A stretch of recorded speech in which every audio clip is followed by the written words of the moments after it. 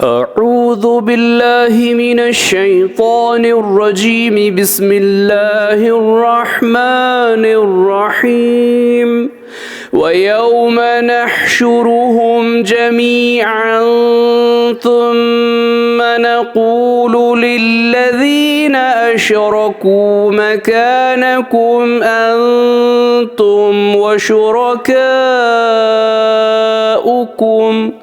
فزيلنا بينهم وقال شركاؤهم ما كنتم إيانا تعبدون فكفى بالله شهيدا بيننا وبينكم إن كنا عن عبادتكم لغافلين। सूरे यूनुस आयत नंबर 28 और 29।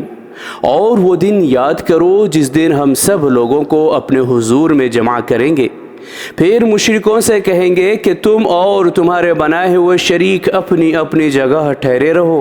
फिर इनमें फूट डाल देंगे और इनके बनाए हुए शरीक इनसे कहेंगे कि तुम हमारी तो परस्तिश नहीं करते थे। देखो हमारे और तुम्हारे दरमियान अल्लाह ही गवाह काफ़ी है, बिलाशुबा हम तुम्हारी परस्तिश से बिल्कुल बेखबर हैं।